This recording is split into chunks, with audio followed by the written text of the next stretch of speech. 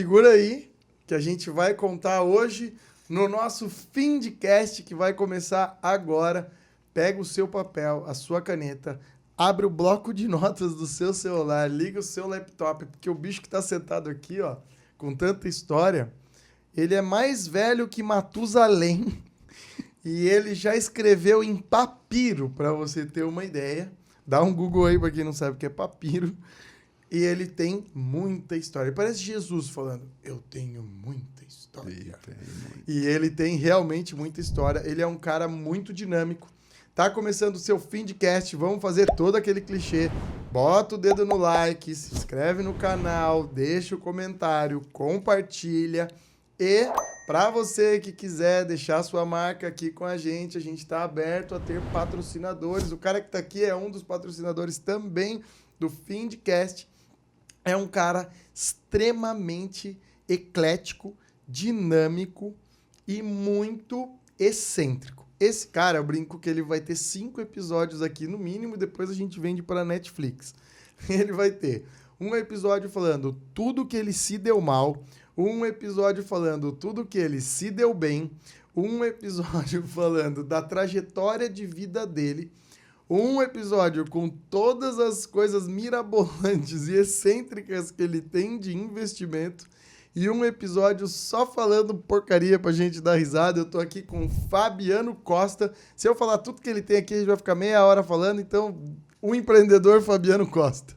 Boa noite, André. Boa noite, pessoal que está assistindo. É um prazer estar aqui. Vamos conversar, velho. Vamos falar e vamos ver o que dá pra fazer. É o dia a dia.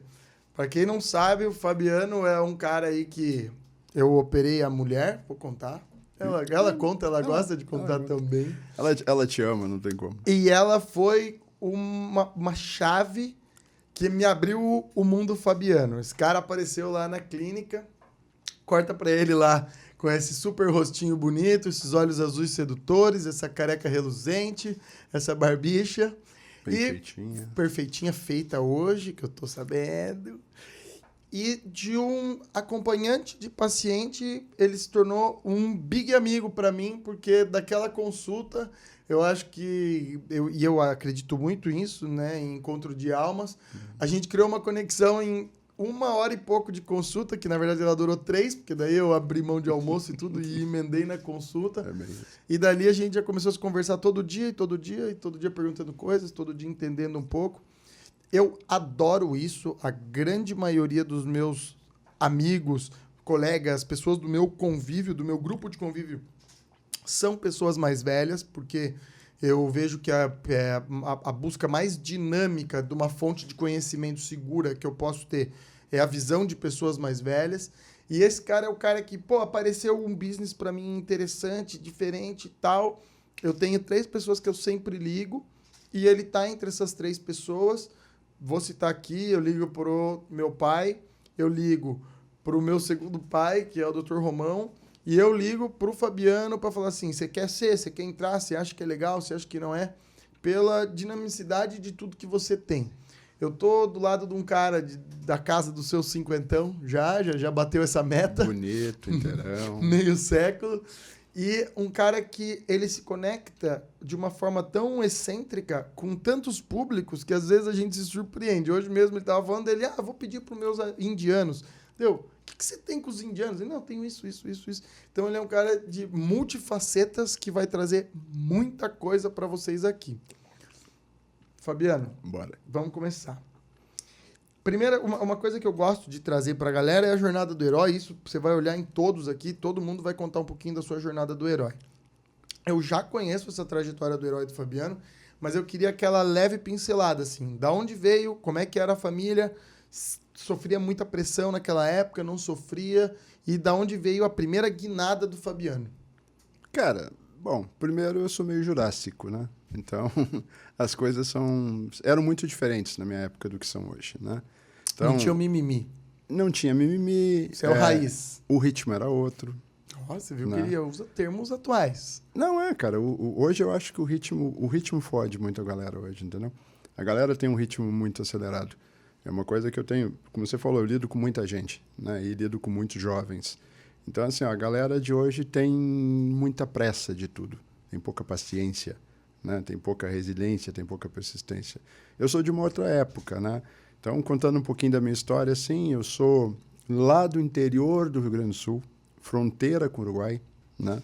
Uma cidade com 20 mil habitantes, né? Não é a cidade do Portes. Não é a cidade do Porto. A cidade do Portes é também. Fronteira com o Uruguai, 20 mil habitantes. Eu sou de Dom Pedrito, né? Então, assim, é uma cidade que é muito pequena, né? Sou de uma família tradicional de lá, classe média, né? Saí de casa muito cedo porque, sei lá, eu entendia que aquilo lá era pequeno para mim. Eu queria muito mais, né? Eu queria o mundo. Você saiu com quantos anos? 14 anos. E você já entendia essa concepção? Cara, eu Ou era algo intrínseco, assim? era dentro de mim. Era uma coisa que dizia assim, cara, vai buscar que vai dar certo. E aí eu comecei a construir a minha jornada. Você saiu calçado ou você... Deixa eu destrinchar um pouco disso daí. Você saiu calçado ou você saiu... Tchau, valeu galera e a tua família? Não. Eu sempre tive uma base familiar excelente, entendeu? Eu sempre tive suporte da minha família. Isso nunca vou poder negar nem reclamar. Então, assim, eu saí porque eu buscava outras oportunidades e surgiu a oportunidade de eu estudar fora. Né? Então, terminei o primeiro grau, fui fazer o segundo grau, que na época você tinha poucas opções. Uma delas era escola técnica. Né? Então, eu saí, fui fazer uma escola técnica. Aonde? Né? Em Pelotas. E aí lá sozinho? Sim, sozinho. Fui morar em pensão, depois eu fui dividir apartamento, essas paradas todas que a gente faz aí, só que com 14, 15 anos, né? Raiz mesmo, né? Aí, 16 anos, eu terminei a escola técnica, né? E aí, até uma história muito engraçada, porque a escola técnica são 3 anos, né? E eu, com 2 anos e meio de escola técnica, eu fiz uma prova, um teste de admissão numa empresa de Floripa. Lá de Pelotas, fazendo um teste numa empresa de Floripa. E passei no tal do teste. Né? Fui aprovado para trabalhar nessa empresa de Floripa. Né? Eu não tinha feito 16 ainda, eu faria 16 em setembro. Tinha 15 anos e um pouquinho. E aí ficou naquela. Os caras me chamaram para trabalhar e eu ainda tinha um semestre de escola técnica para fazer ainda. Né? Não tinha terminado o curso, faltava algumas coisas para fazer. E aí, cara, vai trabalhar, termina a escola, vai trabalhar, termina a escola. Eu sempre fui um CDF do cacete, sempre estudei pra caralho, sempre fui um excelente aluno, né? Dedicado, eu virava noite estudando e tal. Cheguei nos professores, eu tenho tal oferta de emprego e tal, acho que vai ser muito bom. Na época também a escola técnica priorizava que os alunos fossem trabalhar. Na época o professor também fez esse teste e não passou, perdeu. Não, ele não queria esse emprego, não. Ele não queria esse emprego. E aí eu conversei com 3 ou 4 professores lá e os caras, não, você tem média excelente, tal, vai, vaza, só volta para formatura. Eu vazei.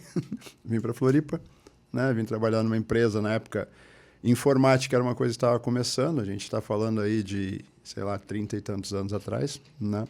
Então... Melhor época, porque você pegou o negócio... Personal computer, né? PC que todo mundo hoje tem na mesa não existia na época. Então, a gente está falando de mainframes, computadores de grande porte. Na época, o computadorzinho menor que tinha era um Cobra 480. Então, era um monstro maior que aquela mesa ali. Então, assim, as coisas eram muito pré-históricas ainda em termos de tecnologia. Vim trabalhar em Floripa. Aí comecei nessa empresa de tecnologia, uma empresa de informática. Trabalhei 1 ano e meio, até os 17 e meio, quase 18, né? E aí, velho, eu já estava de técnico sênior na empresa, já era técnico nível alto na empresa, mesmo ainda sendo menor de idade.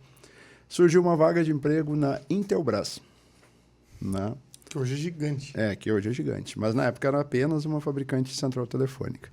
Bom, dentro da Intelbras tem uns 10 podcasts para a gente contar a história aí. Mas eu aceitei essa vaga na Intelbras, ou melhor, eu fui atrás da vaga na Intelbras, porque era assim, eu queria desenvolver software. Eu já fazia software, mas para mim. E na empresa que eu trabalhava com hardware, né? Na área técnica de hardware. E aí na Intelbras surgiu... Sei tudo disso. Imagino. Na Intelbras surgiu uma vaga de assistente de técnico de soldagem.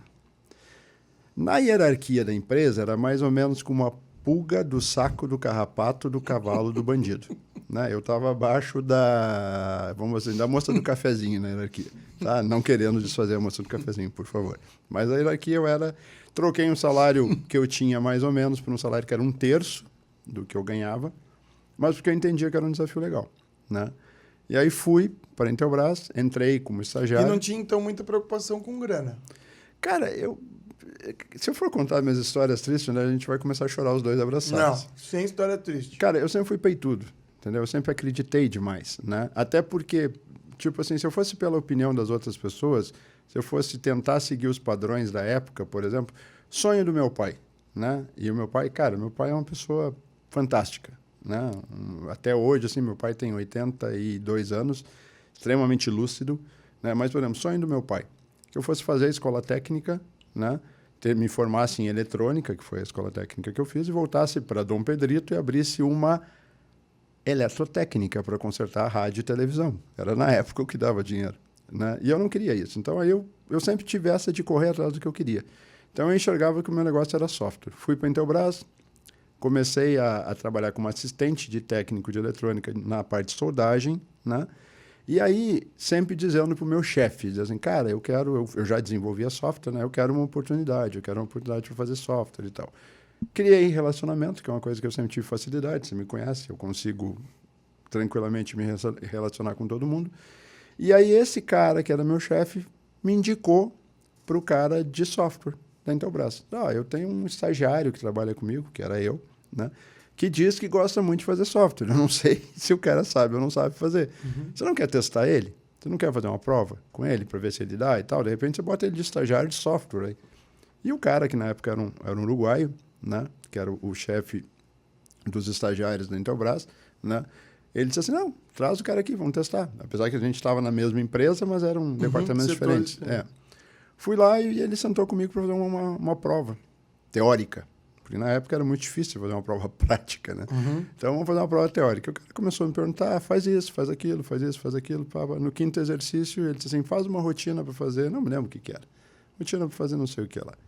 Eu sentei e escrevi a rotina para ele em 5 linhas, né? Ele olhou e disse assim, tá errado.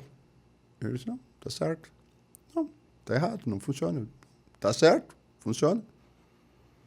Ele, só um pouquinho. Era Sandro o nome dele. Só um pouquinho. Chamou um dos programadores e disse assim, digita lá para ver se essa porcaria aqui funciona. O cara foi lá e testou, voltou para ele, não funcionou. O cara olhou para mim, tá contratado. Caceta. Aí eu passei a ser estagiário de software, né?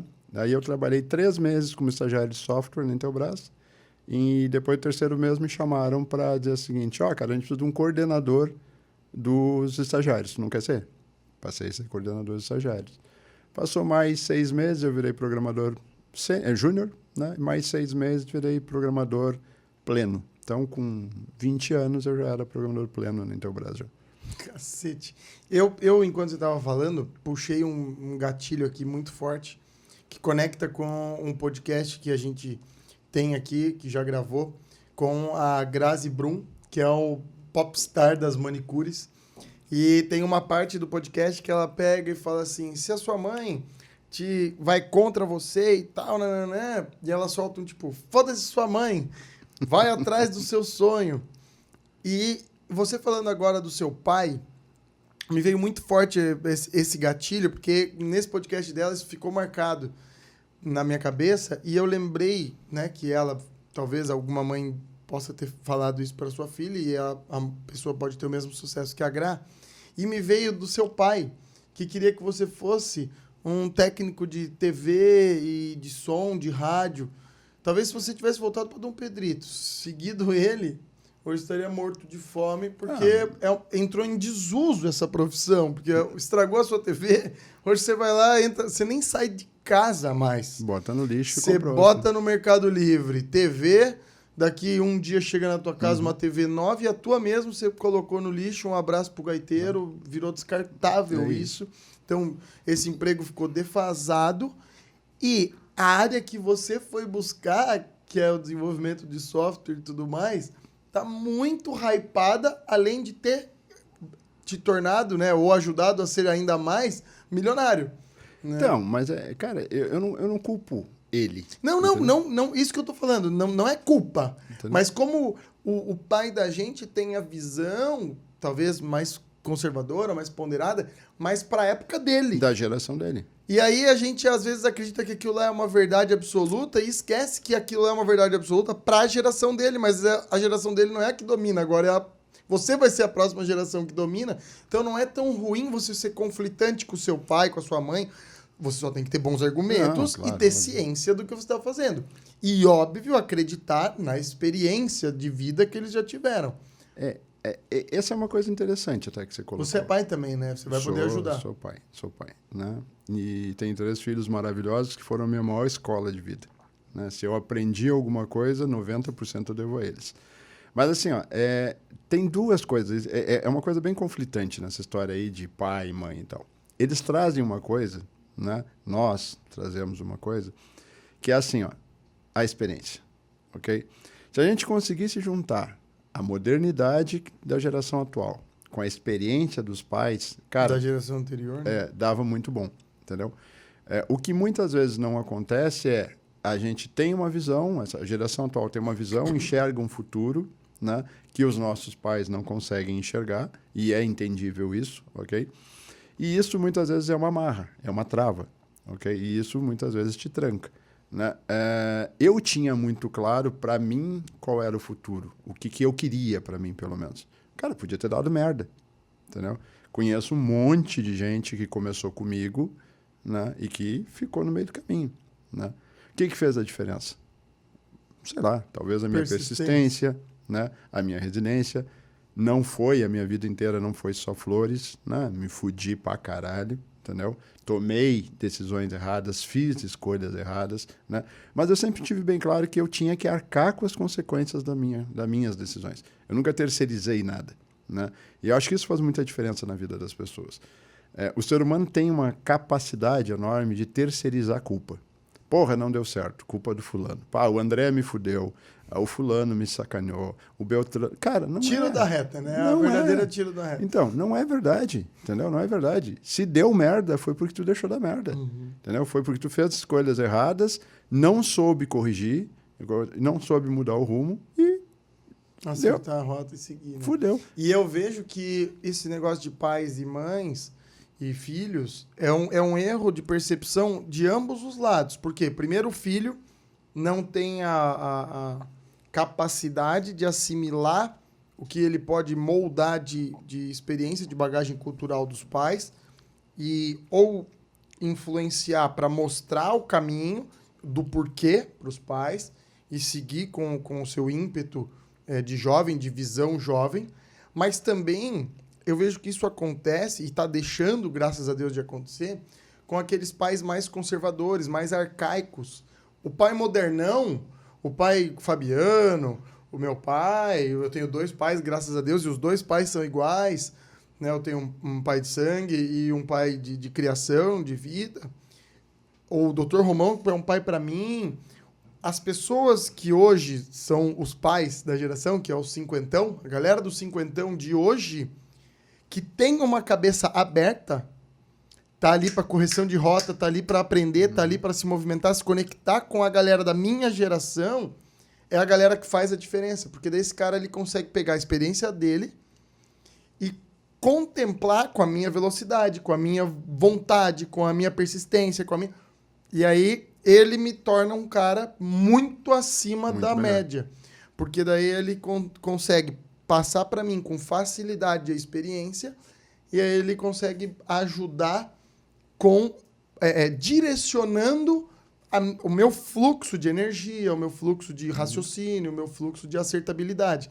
Então, fica aí esse gatilho, esse insight para vocês, de que você, lógico, aqui eu estou falando dos meus pais, mas eu também estou falando de inúmeras pessoas. Sim. O Fabiano é um cara que está do meu lado, tem essa cabeça aberta, e aí eu me conecto com vários Fabianos, várias pessoas de 50 anos, por aí, por isso que eu comecei o podcast falando que eu tenho muitos amigos mais velhos, e automaticamente, óbvio que eu vou errar muito menos, e eu vou estar muito mais canalizado em tudo, porque daí eu tenho a bagagem cultural de 10 caras de 50 anos, a visão de 10 caras de 50 anos, que eu vou lapidar e achar o que traz um conforto para o meu eu interior e pau! O que tem sentido para ti, né? Porque a gente tem essa história assim, ó, os nossos pais, né, eu falando como um cara de 50, né, os nossos pais são a tal da geração baby boom, ok? É aquela geração pós-Segunda Guerra e tal. Muito militarizada. E que se criaram num mundo que buscava o quê? Né? Se está saindo, imagina, uma geração que saiu pós-guerra, buscava o quê? Estabilidade. Sim. Okay? A nossa geração, que hoje tem 50... E bem militarizada, né? Eu vejo isso. A criação militar, ela é rígida e conservadora. Sim, sim. E muita gente dessa geração, pós-baby boom, porque o baby boom surgiu, né? Para quem não sabe, ou para quem é mais jovem, o baby boom surgiu porque teve a guerra, morreu gente do mundo todo de diversas partes, blá, blá, blá. E aí foi se criando essa cultura de, precisa... Bora fazer filho para popularizar de novo. Pum, estourou, baby. Só que quem é valorizado na guerra? Militar. Então, automaticamente... Nossos heróis. Exato. Quem são teus heróis hoje, André? Quem são os meus heróis? Quem eram os heróis dos meus pais? Entendeu? Então, quando a gente fala nessa história de militarizado, é porque os heróis dos caras, dos meus pais, entendeu? Porra, essa foi... cara, mas Meus heróis, Elon Musk, meus heróis, Bill Gates, meus heróis, Steve Jobs, empreendedores. Exato. Quem são os meus, né? São outros. Quem eram os deles, entendeu? Então, militares, né? Exato. Então, essa é a referência. Não é porque, os caras, se a gente for falar de política, dessas bobagens todas, porque os caras são a favor do regime. Não tem nada a ver. Entendeu? Quem são os heróis deles? E a gente precisa entender isso. Bem isso. Entendeu? E aí, nós, que somos essa geração pós-baby boom, a gente viveu e vive num período de transição. Ok? E aí, a gente foi obrigado a aprender uma coisa básica, que eles não precisaram. Se adaptar.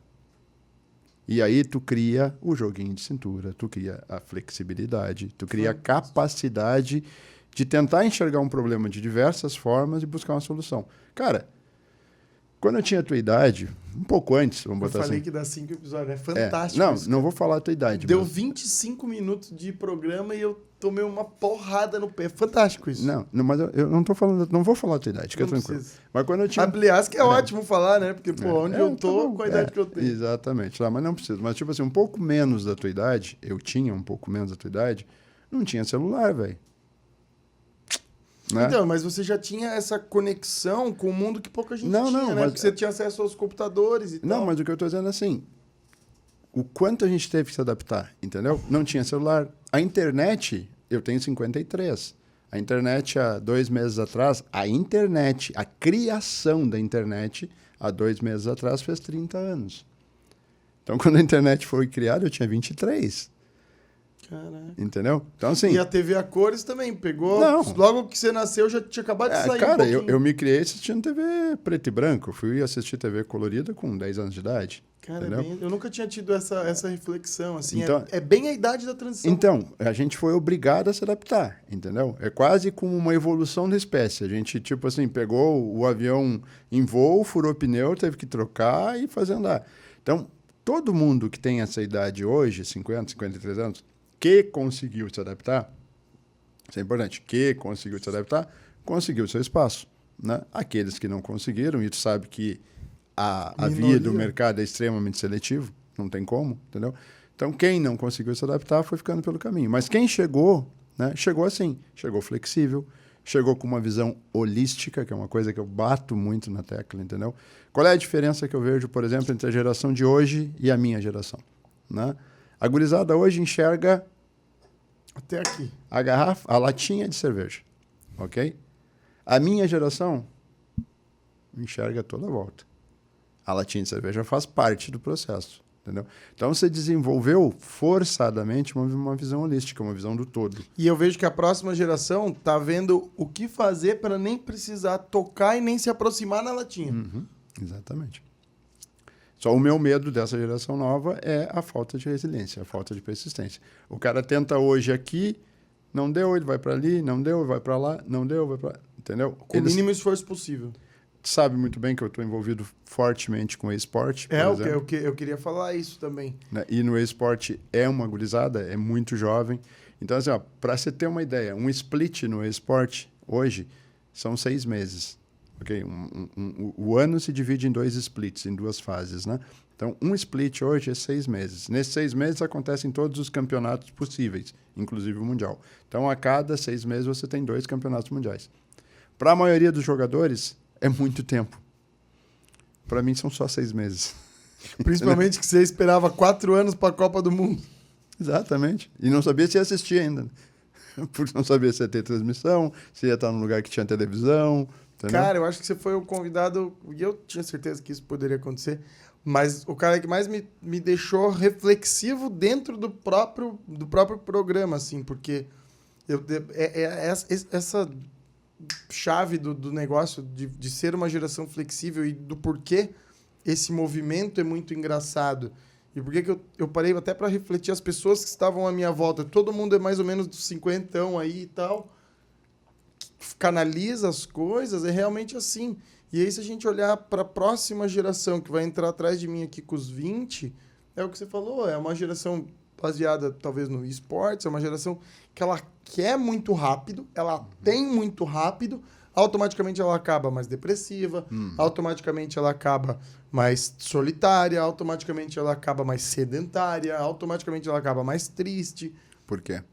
Pela velocidade. Porque se frustra muito fácil. A frustração fode. Como vem muito rápido e acontece ou bom ou ruim. Já se frustrou, já bruxou, já ficou deprê, a vida já é uma merda, entendeu? E não tem paciência, né? Porque você não vai conseguir ser persistente se você não tiver paciência, ok? Se você não der o tempo para as coisas acontecerem. Eu uso muito, muito, muito nas minhas conversas, nas minhas palestras, enfim, muito, muito a palavra tempo, né? Que é uma coisa assim, primeiro, aquilo que todo mundo sabe, né? É a coisa mais preciosa que a gente tem, não volta, não tem como retroceder, você gastou, fudeu. Todo mundo tem um tempo, acabou o tempo, acabou. Então, assim, ó, Por isso que o YouTube monetiza visualização, inscrição e tal. Então, galera, se inscreve, assiste aí para ajudar a gente com as doações. Os indianos do Fabiano vão ajudar. Vou botar. Ele vai contar essa história. Então, assim, essa galera de hoje se frustra demais porque ela não tem essa paciência. E como ela não tem paciência, ela não tem persistência. Porque, cara, é aquela coisa assim, do tipo... Hoje eu ainda falava com alguém, não me lembro com quem, né? E aí aconteceu, bem jovem, né? 20, 19, 18 anos. E aí aconteceu qualquer coisa, uma bobagem, né? E aí essa pessoa me disse, mas eu fiquei super chateado, fiquei super mal. Eu assim, com isso? Por causa disso? Você ficou chateado, ficou mal? Isso te afetou? De alguma forma? Sim, fiquei mal. Caralho, velho. O dia que você tiver problema de verdade, você tá fudido. Disse pro cara, na boa. Se tu deixar uma merda dessas te afetar, tua vida vai ser sempre um terror. Porque todo dia tu vai ter coisa pra te chatear. E aí você vai passar o dia inteiro chateado, triste, melancólico, reclamando da vida, porque aconteceu isso, aquilo, aquele outro, porque alguém marcou contigo, atrasou, porque alguém não cumpriu um prazo. Cara, não dá pra ser assim. As coisas têm um prazo para acontecer. Você tem que ter paciência e deixar que as coisas aconteçam. Não quer dizer que você vai ficar parado, sentado embaixo de uma árvore, olhando para cima. Não é isso. Mas respeita o tempo das coisas. Dá o tempo para que as coisas aconteçam. Deixa de ser tão apressado e te frustrar tão cedo. Às vezes você espera um pouquinho mais ou persiste um pouquinho mais e o resultado vem, né? Então, hoje, a maior dificuldade que eu vejo nessa galera hoje é conseguir resolver esse trinômio aí, né, de frustração, paciência e persistência. Né? Anotaram aí, galera? Que porra foi... Velho, mas é real. Paulada, né? Conta pra mim um pouquinho, eu vou citar alguns, você vai me dizendo se eu tô errado ou se eu tô certo. Tá bom. Dos business do Fabiano, pra galera situar a imagem Fabiano e empreendedor. Fabiano tem um software, uma empresa de softwares. Uma empresa de TI. Onde uma pequeníssima fatia dela foi vendida para uma aceleradora. Não é aceleradora, né? Na verdade, foi vendida para um fundo de investimento. Fundo de investimentos, isso. Por milhões. Mais ou menos. Não é bem assim. Não vamos contar os números, né? Não é bem assim, mas tá... Daria visualização aqui que, olha, choveria no canal. Não, mas não é bem assim. Vamos embora. Daí tem o time de esportes. Tem a Storm, que na realidade não é um time, né? É uma org, é uma organização de esportes. Embaixo da org a gente tem várias lines de esporte, de vários esportes diferentes. Que te faz conectar com caras de 50 e poucos anos dentro de um fundo de investimentos. Você não vê cara de 15 no fundo de investimentos. Não. Que é dinheiro de verdade com força. Então, caras bem mais velhos. Aí a gente tem um esportes que é a galera de 15, 16 anos. De 15 a 22, 23 anos. Então, vai pondo na imagem aí, você pensa o Fabiano como um pino no meio e vai colocando essa galera. Aí você tem um maluco que começou a te atormentar para criar um instrumental cirúrgico, que não é nem esportes e nem... Tá, você está desenvolvendo um instrumental cirúrgico. Tá andando, já tá em maquete já. Beleza. Aí você tem coisas correlacionadas com imóveis. Também. Tá. Aí você tem a boa e velha, né? Essa daí não pode faltar, tá na moda.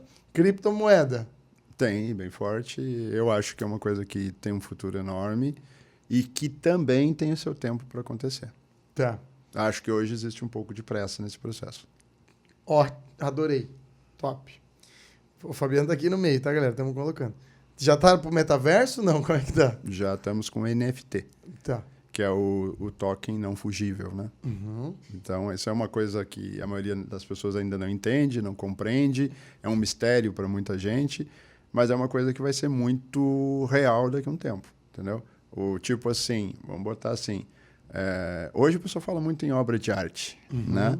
Mas o NFT, o token não fungível, ok? Ele tem uma característica interessante. Por exemplo, você já jogou, né? Já jogou joguinho de computador, né? Alguma Sendo coisa? bem verdadeiro, não? Sincero. Cara, Nunca jogou bosta 5 nenhuma. minutos de The Sims, já queria sair correndo, pegar uma bola e sair. Tudo bem, mas vamos pegar Sou hiperativo, né, cara? Vamos pegar qualquer coisa assim, sei lá. Você joga um PUBG Mobile, você joga um COD, você joga um CSGO, são jogos populares hoje, né? Se ele falasse, pra mim... É a mesma coisa, né? Mas vamos imaginar assim, você tem hoje um jogo qualquer no PC. Eu tô dando um exemplo de jogo, mas isso vale para qualquer coisa, até para a gente tentar exemplificar o porquê do metaverso, o porquê Tirei o Fabiano aqui que tava cansado. do NFT, por exemplo, né? Hoje você joga aquilo, sei lá, você jogou e ganhou pontuação, ganhou premiação, não sei o quê, você ganhou uma roupa, ok? Um boné, dentro do teu boneco no jogo, né? Dentro do teu personagem no jogo. Então, você tem lá uma arma diferenciada e tal, porque você conquistou por mérito aquilo dentro do jogo. Hoje, aquilo é teu. Você não consegue vender, você não consegue emprestar, você não consegue doar, você não consegue trocar com ninguém, ok? Com a entrada do metaverso, com a entrada das NFTs, isso tudo vai virar NFT. Cada objeto dentro do jogo vai virar um NFT. Eu achei que você podia vender. Hoje, não. Ok? Tipo, Alguns... a famosa skill lá, Não, a skin. skin, não pode vender. Skill é habilidade, skin você não pode vender. Né? Mas vai poder. Com E NFT. treinar o caboclo, porque daí o skill é a habilidade. É Você não habilidade. pode treinar o cara? Não, isso Senão não, a gente isso, já chamava a Gra para fazer um curso dentro do... Não, isso é dom, é treino. Você jogou basquete, você sabe como é que é. É a mesma coisa, a mesma merda. Essa gurizada que joga mobile hoje, ou que joga PC, cara, esses caras treinam 12 horas por dia. Todos os dias. De domingo a domingo. Eu fui dar uma palestra para molecada sobre espírito de equipe e tal, porque eu vim do basquete, para quem me conhece sabe minha trajetória no basquete.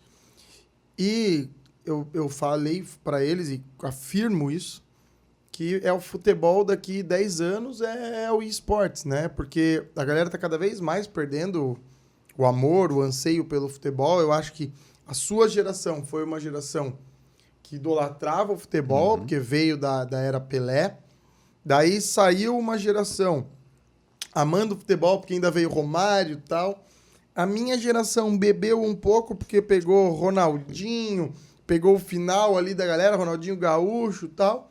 Essa geração de agora botou uma fé gigante, um pouquinho antes dessa molecada de 15, mas dos moleques de 25 ali, 23, botou uma fé gigante no Neymar, e Neymar, e Neymar. Daí fica naquele enxugar-gelo, o cara é uma puta celebridade, o cara é um cara, uma pessoa fantástica, o cara conquistou muita coisa, mas ele não é um Pelé, ele não é um Ronaldinho, ele não é sabe, desses caras assim que foram lá e conquistou, bateu no peito e foi, ele ainda tá nessa trave. E aí a galera foi minguando, e o eSports começou, bum, e dá dinheiro, e não precisa sair de casa, e dá para fazer embaixo do ar-condicionado, e aí tá violento. E tem mais coisa, né? Porque você começa aquilo tudo que você falou antes dessa geração de hoje, ok? Os caras ficaram mais retraídos, não são tão comunicativos, não saem tanto de casa, ok? Acabou se criando realmente um mundo virtual. É mais confortável para todo mundo, você não precisa lidar com o ser humano.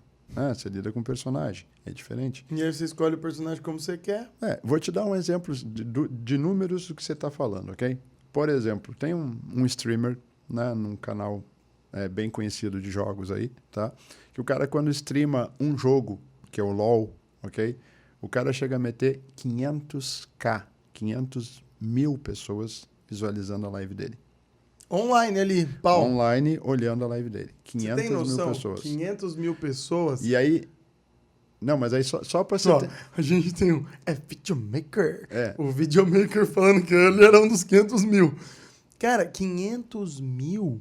Assistindo a live do cara. Mas deixa eu te dar um número que é pior ainda, só para você comparar. O cara Pensa que o fazendo... estádio de futebol tem 50 mil, galera. Põe essa proporção. Então, e o cara tava em transmissão, sei lá, de um campeonato, de um final de Mundial de LoL. Um jogo bem conhecido aí, todo mundo sabe o que é, ok? Menos o André, é óbvio. Né? Beleza. Tô igual aquele Aí, Tarcísio, não sei aí o que esse cara bomba, é um cara famosíssimo, ok? O que os caras da Euro fizeram com ele? Cara, esse cara tá bombando, vamos fazer ele transmitir jogos da Euro no mesmo canal dele. Ok? Cara, imagina o cara chamar a atenção da Euroliga. Então, vamos fazer ele transmitir. E aí ele tava metendo lá um Barcelona e não sei o que lá, fudidaço lá e tal, 200k na live dele. Caceta. E aí? Velho. Você imagina, dá pra pôr 2 jogos e ainda sobrava gente pro dele. Pro Barcelona e Real Madrid. E olha o tamanho dos brinquedos. É isso que eu tô querendo dizer. O tamanho da mudança que tá vindo por aí, entendeu? A gente tem que começar a enxergar isso. Enxergar pra frente. Não, primeiro porque para sustentar um Barcelona e um Real Madrid, e um estádio, e um isso e um aquilo, a gente tá falando na casa de bilhões. Exato. Para sustentar esse cara, talvez ele deva ser o mais bem pago aí desse mundo. Ele é um dos mais famosos. Né? Beleza, mas ele não chega a 1 bi. Não chega. Né? Entendeu? E para sustentar o outro, são vários bi. E aí você vai começar a entrar nesse universo, você vai começar a ver coisas fantásticas, assim, que você nem, sei lá, você nem se consegue imaginar. Por exemplo, né? Quanto rentabiliza um jogo desses? Para quem faz o jogo, né? Quantos caras ganham por ano, né?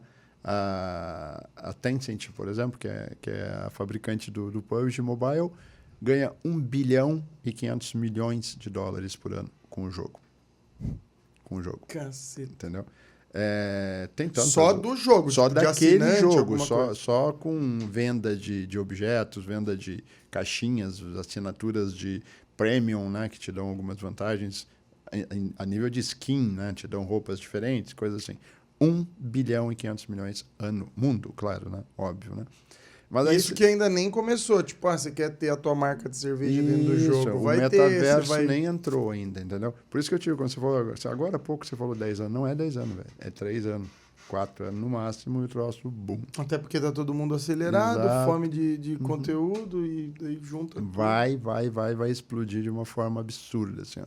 Então é muita coisa. Sabe o Então, que isso me assusta? Que talvez aquele pai defasado que eu tava falando agora seja eu. talvez, se tu Sabe não por quê? acompanhar. Porque eu... Se tu não Entendeu? acompanhar. Você sabe? Cara, assim, ó. Eu não tenho um computador, você precisar me mandar um e-mail, eu não vou saber fazer, vai ter que ter alguém. Só pra te ter uma ideia, assim, ó. E o meu filho vai estar nesse mundo full time. Vai estar. E pra ele é normal. Eu vou te dar um exemplo. Eu tinha um menino no meu time, 16 anos, ok? Um dos melhores jogadores do Brasil, provavelmente um dos melhores do mundo, ok? Minas Gerais, cidade dele, Araguari, ok?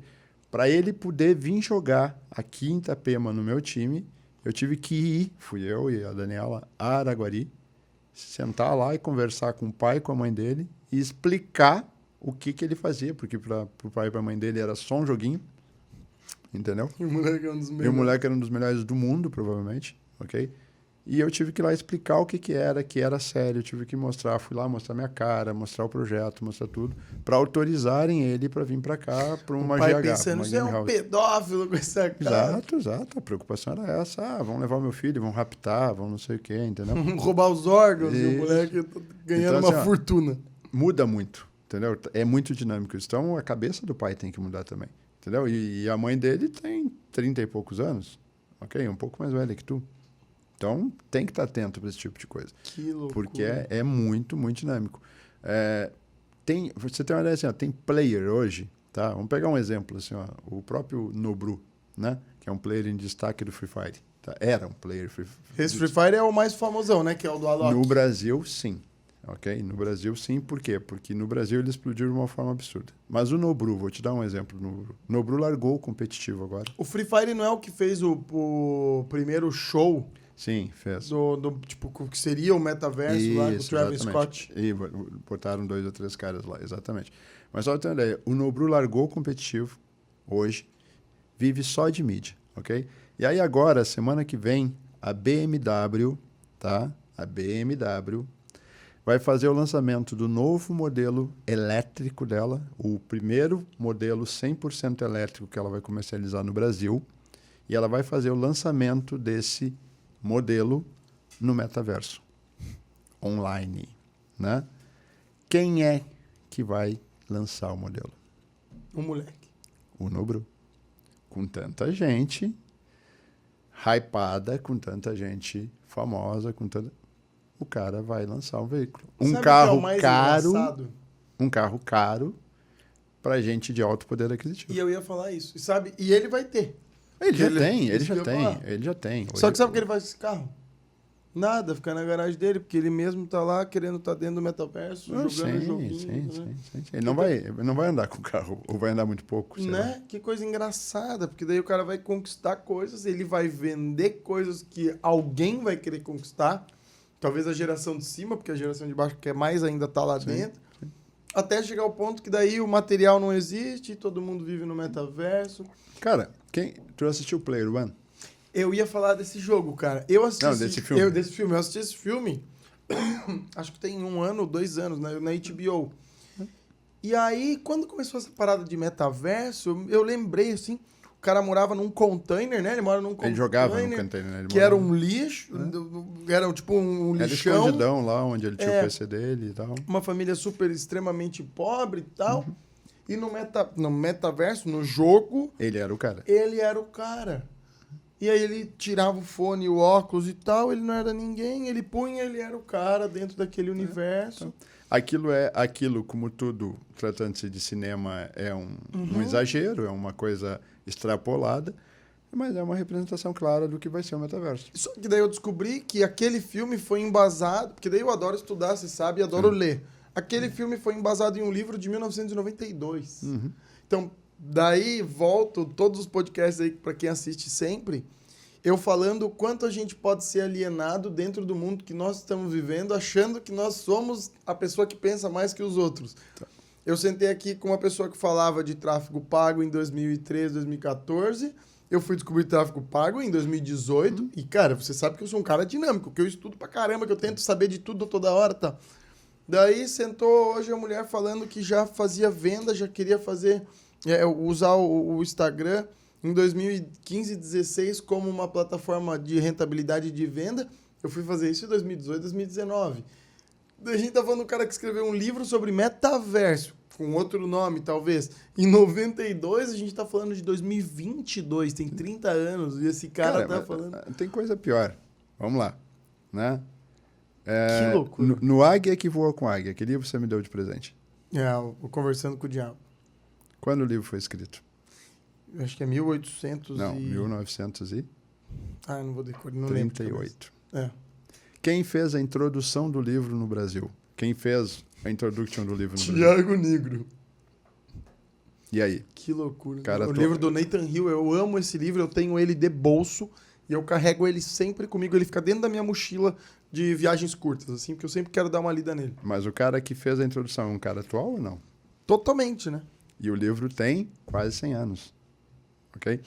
Eu tava semana Nathan passada... Hill já nem existe, mas... Não, o cara já foi pro saco há muito tempo. Eu tava semana passada olhando uma série de ficção científica. Que loucura, né? A gente sai do saco e vai pro saco. Né? Vai pro saco. Todo mundo, velho, não tem caminho.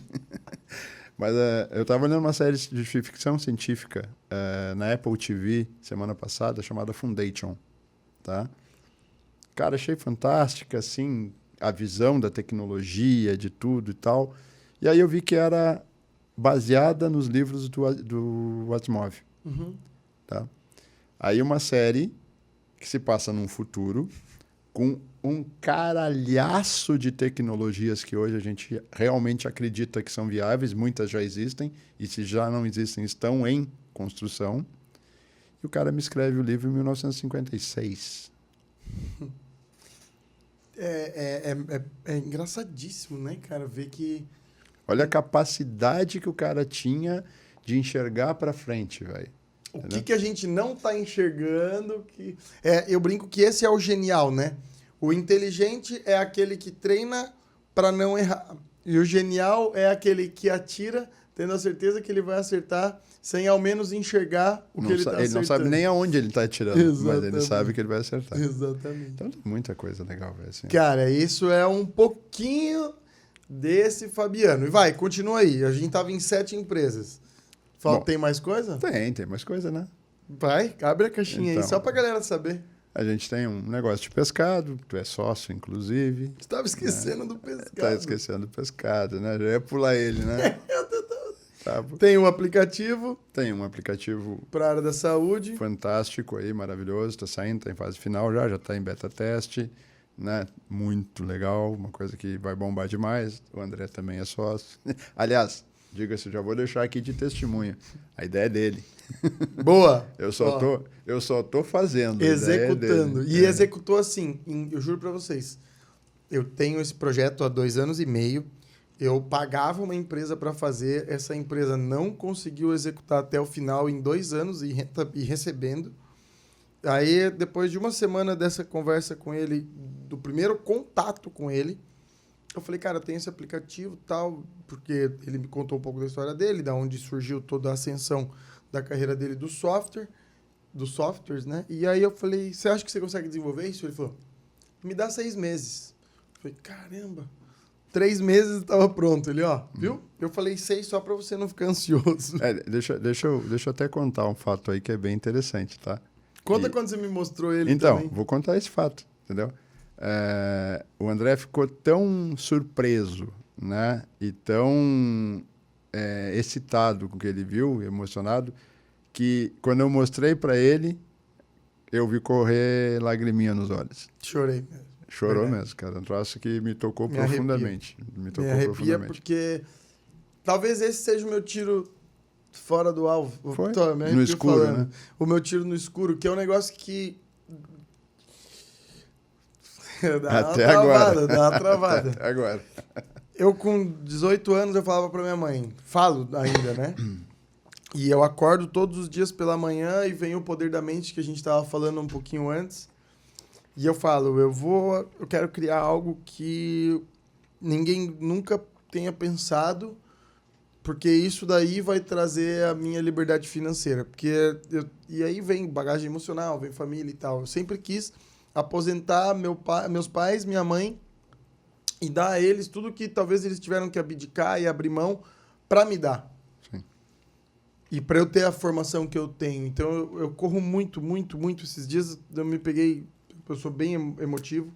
Eu me peguei chorando com a Nathalie, porque eu falei, pô, eu corro tanto, né? Faço tudo tão intensivo, eu abro mão de tanta coisa para mim, para querer conquistar logo as coisas, porque eu quero usufruir delas ao lado de quem abriu mão de muitas coisas dessas para me dar o que eu tenho para chegar. Então, é meu dever chegar e disponibilizar para eles.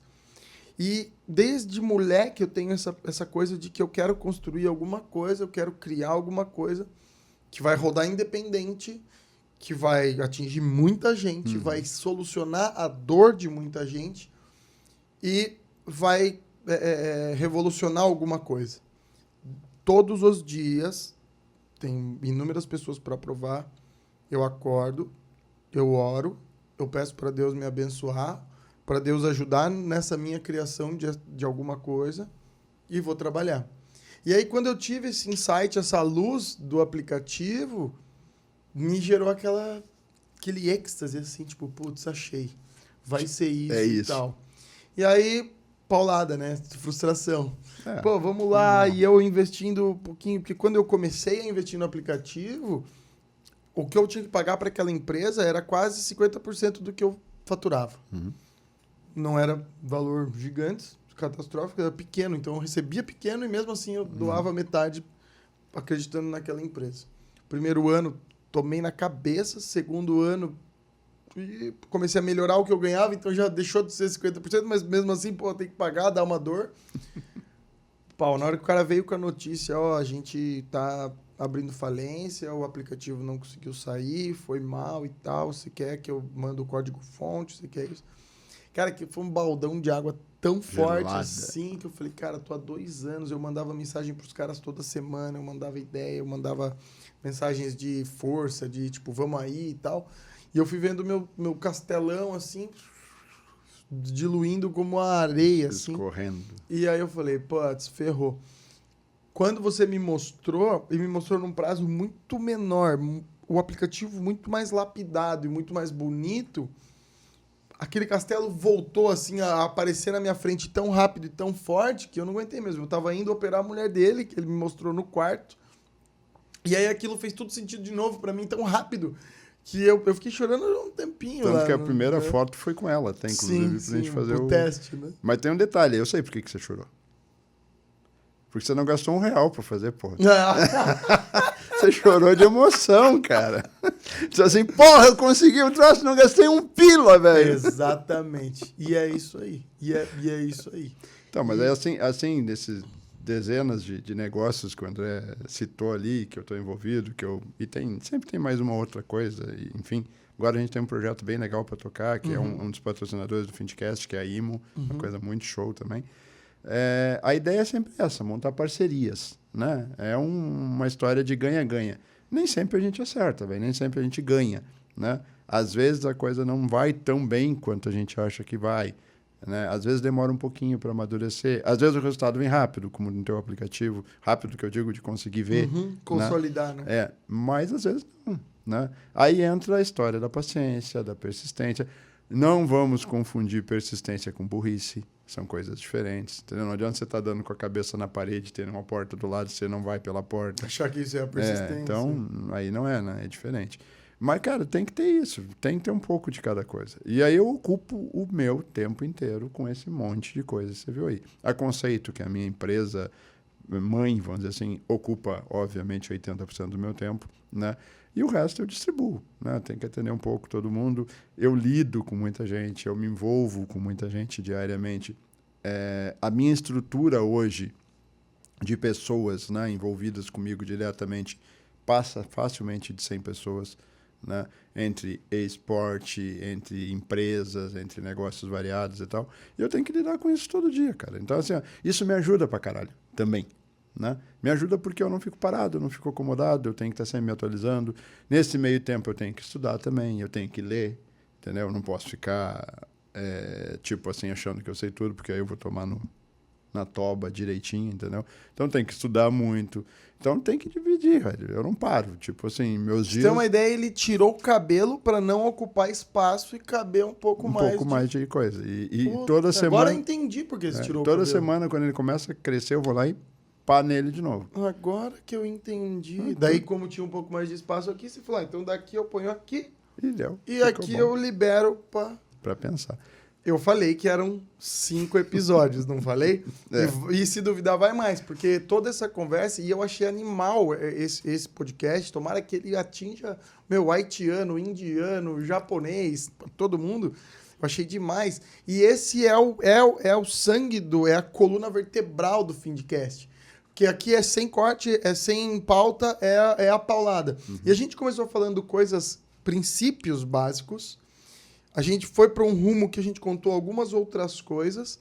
E aí a gente conseguiu mostrar que tudo aquilo que a gente lida está embasado nos princípios básicos. Então ficou uma conexão muito Faz a legal volta, que faz faz a a volta.